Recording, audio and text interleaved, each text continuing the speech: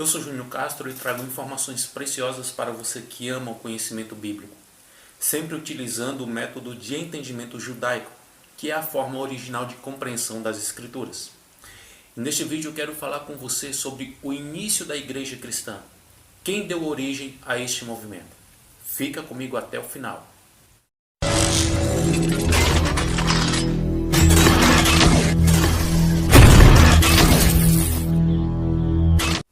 A conspiração de Inácio e a origem do cristianismo é o tema para esse estudo.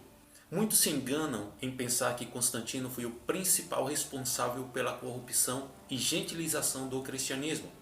Apesar de Constantino ter certamente acrescentado e consolidado a apostasia do cristianismo primitivo, ele não foi o primeiro a fazer isso. Foi na realidade um sujeito chamado Inácio de Antioquia que se rebelou contra o concílio de Jerusalém e assim usurpou a sua autoridade. Segregou-se do judaísmo, declarou que a Torá havia sido abolida, substituiu o Shabat, o sétimo dia de adoração, para o domingo e fundou uma nova religião não judaica, a qual ele chama de cristianismo. No entanto, o alerta de Shaul, Paulo, acerca dos bispos, ele diz o seguinte aos Efésios em sua última visita a eles: cuidai, pois, de suas almas e de todo o rebanho sobre o qual Ruach HaKodesh, o Espírito Santo, vos constituiu supervisores para apacentardes a Kehilá de Elohim, a comunidade de Elohim, que ele adquiriu com seu próprio sangue. Eu sei que depois da minha partida entrarão no meio de vós lobos cruéis que não terão pena do rebanho, e que dentre vós mesmos se levantaram homens, falando coisas perversas para desviar os talmidim para que os sigam. Atos capítulo 20, versículo 28 ao 30. O Rav Shaul, o apóstolo Paulo, parece indicar que após sua morte, líderes começariam a se levantar dentre os supervisores, que eram os bispos, em seu lugar, e levariam pessoas a os seguirem e a se afastarem da Torá. Na realidade, Shaul morreu em 66 depois da era messiânica, e o primeiro supervisor, o bispo de Antioquia, a tomar o cargo após a sua morte foi Inácio, em 98 depois da era messiânica. Inácio cumpriu com a previsão da palavra de Shaul, depois de tomar o cargo de bispo sobre Antioquia. Inácio enviou uma série de epístolas a outras congregações. Suas cartas aos Efésios, Magnésios, Trálios, Romanos, Filadélfios e Esmirneus, bem como sua carta pessoal a Policarpo, todas sobrevivem até os dias de hoje. Hegesipo reconta a apostasia. O historiador e comentador nazareno antigo Hegesipo, cerca de 188 depois da Era Comum, ele escreve acerca do tempo imediatamente após a morte de Simão, o qual havia sucedido a Yaakov Hatzadik, Tiago o Justo, como Nassir, presidente do Sanhedrin Nazareno, e que morreu em 98 depois da Era Messiânica.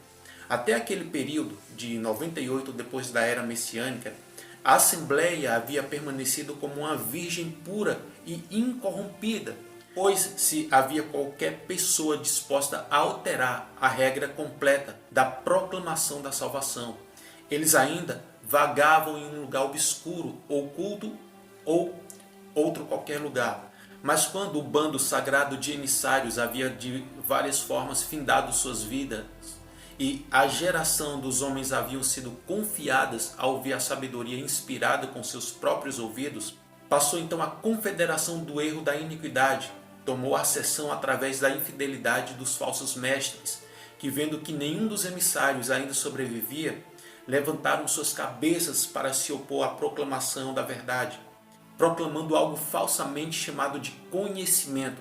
Hegesipo indica que a apostasia começou no mesmo ano que Inácio se tornou bispo de Antioquia. Inácio separa-se do concílio de Jerusalém. Até o tempo de Inácio, qualquer disputa que surgisse em Antioquia, por fim, era levada ao concílio de Jerusalém, tal como acontece no livro de Atos, capítulo de número 14, versículo de número 26, e capítulo 15, versículo de número 2. Inácio usurpou a autoridade do concílio de Jerusalém, declarando a si mesmo o bispo local, como sendo a autoridade final sobre a assembleia que havia feito e semelhantemente declarado isso ser verdade acerca de todos os outros bispos em suas assembleias locais. Inácio escreve o seguinte: sujeitando-se ao seu bispo, andem juntos conforme a vontade de Deus. Jesus é enviado pela vontade do Pai, assim como os bispos são enviados pela vontade de Jesus Cristo. Carta de Inácio aos Efésios, capítulo 1, verso 9 ao 11. Seu bispo, penso que felizes são vocês que se unem a eles, assim como a igreja o é a Jesus Cristo, e Jesus Cristo o é ao Pai. Vamos, portanto, cuidar para que nós não coloquemos contra os bispos, para que nos sujeitamos a Deus. Devemos olhar para o bispo tal como olharíamos para o próprio Senhor.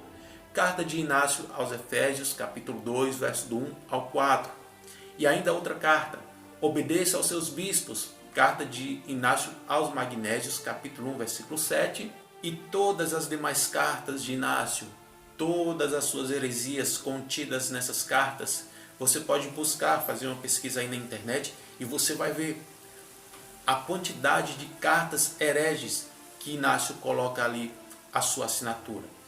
Ao exaltar o poder do ofício do bispo supervisor e exigir a absoluta autoridade do bispo sobre a assembleia, Inácio estava na realidade fazendo uma jogada para obter o poder, tomando a autoridade absoluta sobre a assembleia de Antioquia e encorajando outros supervisores não judeus a fazerem a mesma coisa. Inácio então declara que a Torá, o ensino e a instrução do Eterno, foi abolida. Além disso, Inácio afastou os homens da Torá e declarou que a Torá havia sido abolida, não somente em Antioquia, mas em todas as assembleias de não-judeus para as quais escreveu.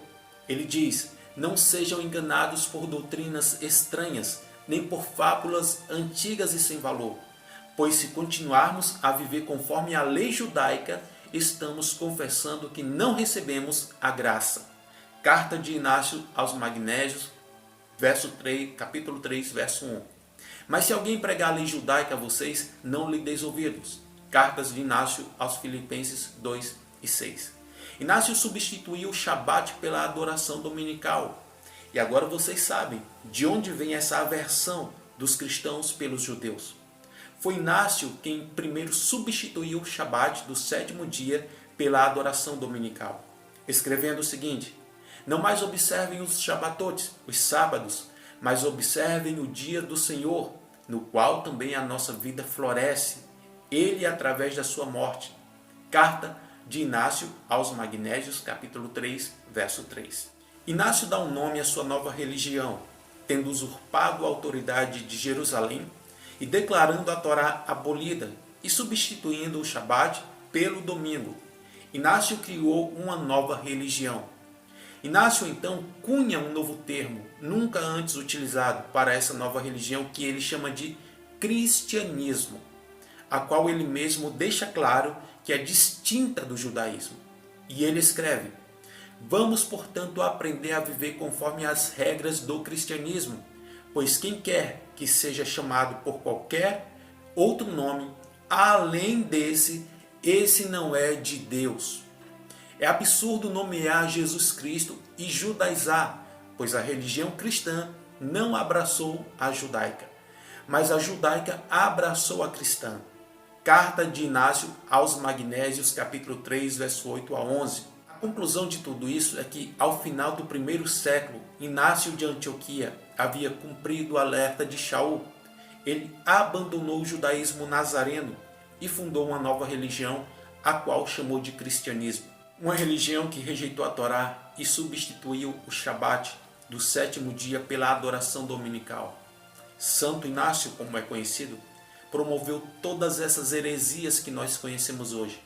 O afastamento da comunidade messiânica daquilo que hoje é conhecido por igreja. E o próprio cristianismo é imerso nessa falta de entendimento histórico e cultural, na qual eles atribuem todas as perseguições e massacres que os nazarenos sofreram, canalizando esse sofrimento para os cristãos. Os cristãos nunca foram perseguidos. Os cristãos nunca foram mortos em arenas. Os nazarenos, os primeiros seguidores do Messias, estes sim, foram perseguidos e mortos pela perseguição do cristianismo. Eu convido a você a estudar, a pesquisar sobre tudo isso que foi dito, quem foi Inácio de Antioquia, e sobre a história da igreja. Vou indicar duas obras excepcionais para você. Primeira, Cristianismo Sofismado e A Origem do Cristianismo. Estudem, pesquisem sobre esses dois livros e vocês vão ver de forma muito mais ampla a história completa do cristianismo e a realidade de quem eram os primeiros seguidores do Messias Yeshua. Nunca foram cristãos. O Rav Yeshua, o nosso mestre Yeshua, nunca ouviu a palavra cristãos e também não fundou a religião cristã. O apóstolo Paulo não fundou a religião chamada de cristianismo. Nós precisamos entender que o apóstolo aos gentios, ele deixa muito claro nas suas epístolas qual era o seu papel diante dos gentios. Era fazê-los entender que, embora eles não fossem judeus de origem, eles teriam o mesmo direito daqueles que eram judeus e que aceitavam o testemunho do Messias Yeshua, e que esses não judeus, gentios, ao serem enxertados em Israel, passariam a terem os mesmos direitos, não mais sendo gentios, mas agora fazendo parte da comunidade messiânica. Inclusive, a palavra igreja, que surgiu apenas 200 anos depois do Messias, ela também não tem origem escriturística, embora nós saibamos que a palavra grega eclesia traga um sentido de igreja. As escrituras da Brit Hadashah não foram escritas em grego, mas foi escrita em aramaico e traduzida para o grego koiné. E a palavra que você encontra no aramaico não é a palavra eclesia, mas comunidade. Sendo assim, todos aqueles que vieram antes de Yeshua, como Abraham, Isaac e Jacó, Abraão, Isaac e Jacó e todos os profetas faziam parte desse ajuntamento, desta comunidade, que o Eterno inaugura esta comunidade em Abraão, quando chama da sua terra e do meio da sua parentela. E ali o Eterno dá início à sua Querrilá. E todos os patriarcas e profetas fazem parte desta Querrilá, deste ajuntamento. Posteriormente a isso, o Messias Yeshua e logo depois os seus apóstolos, eles deram continuidade à comunidade que teve início com Abraão. Yeshua não inaugurou um sistema religioso denominado cristianismo, juntamente com a igreja que, segundo o cristianismo, substitui Israel. Queridos irmãos, vamos ser coerentes com as escrituras. Vamos ser coerentes com a história e pensar um pouco.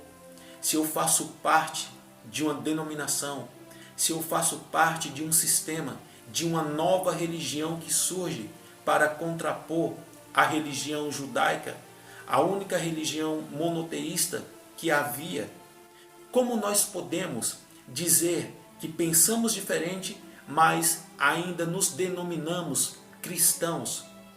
É mister saber que a origem da doutrina da substituição de Israel para a igreja surge no cristianismo.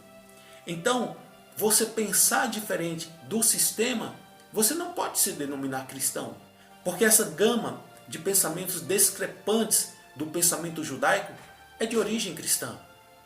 O que nós devemos fazer é retornar para as raízes da nossa fé.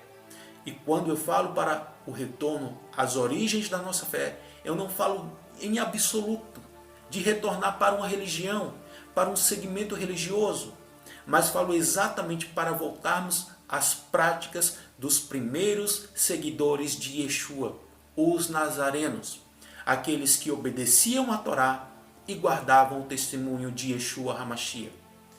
Para finalizar, o apóstolo Shaul, Paulo, escrevendo aos Gálatas, ele diz o seguinte: se alguém, ou até mesmo um anjo, vos apresentar um outro evangelho que vá além desse, que já vos foi apresentado, seja considerado maldito.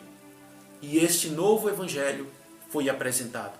Infelizmente, e nós temos de dizer que todos aqueles que pregam contra a Torá, que todos os que pregam a abolição da lei, estes são malditos, porque está lançando um fundamento que não é o fundamento do Messias Yeshua. Eu vou ficando por aqui com mais um estudo aprofundado. Convido você a fazer parte do nosso grupo no WhatsApp, onde você pode ter acesso a todo esse conhecimento. Já agradeço pela sua audiência. Se ainda não é inscrito no canal, inscreve-se aqui embaixo, compartilha esse vídeo. Não esquece também de deixar o seu like, que é muito importante para que o nosso canal continue em constante crescente. No mais, Shalom, Shalom.